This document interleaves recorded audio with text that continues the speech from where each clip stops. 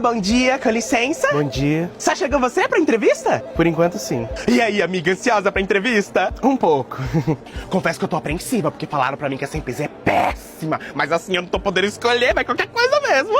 Sério? Falaram também que paga mal, que paga atrasado. Se começar com essa palhaçada de pagar atrasado, eu meto no pau. A minha antiga empresa eu meti no pau por causa dessa palhaçada, porque eu não sou palhaço, eu ficar trabalhando sem receber.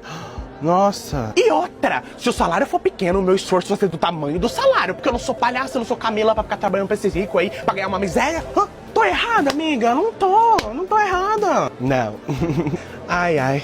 Todos estão aqui? Bom dia, gente. Sou a Paulane, a recrutadora. Vou fazer entrevista com vocês, tá bom? Vou começar por ordem alfabética. Amanda, pode me acompanhar, por favor? Fudeu.